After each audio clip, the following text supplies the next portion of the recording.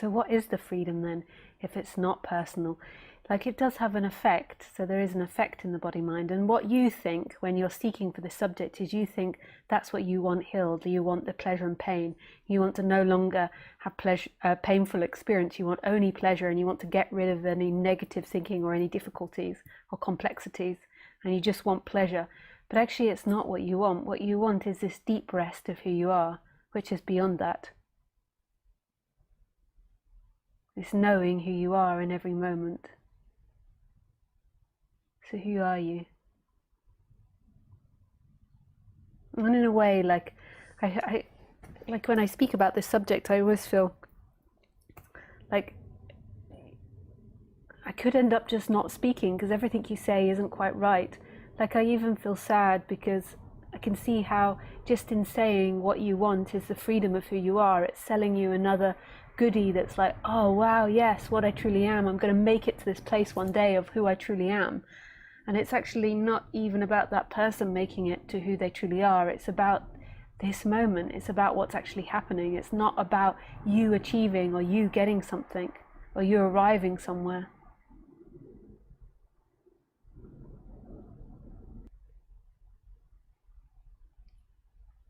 But that is all you look for, is the end of seeking. It's not actually an activity that you get.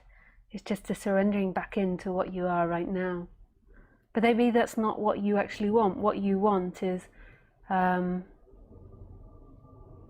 want something for you.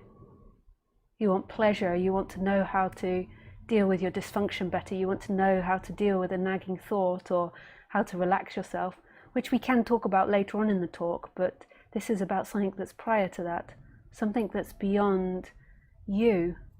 It's so incomprehensible to the mind.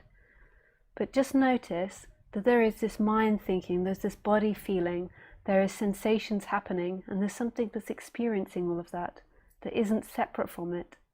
And you could call this love. It knows itself. Like life knows itself.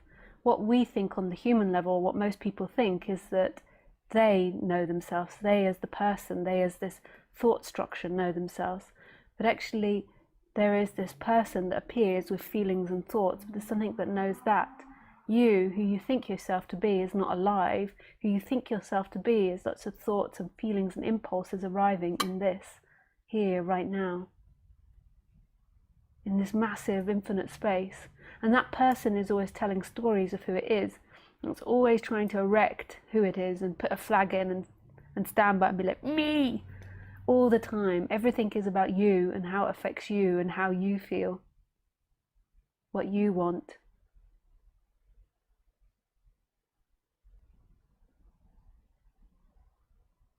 Yeah, bop, bop, bop, bop. You, you. And then that appears in something that isn't separate. So the assumption is that the seeing and the seen are separate, that the hearing and the heard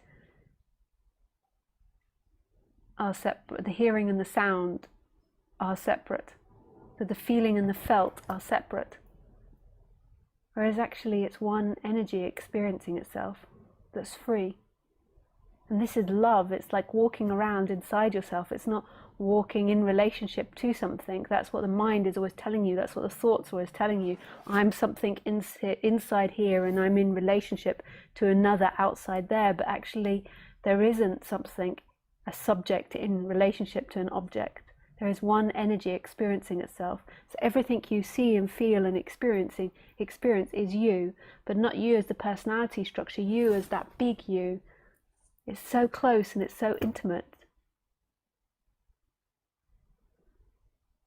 And it's creator of all. Your essence is the creator of all.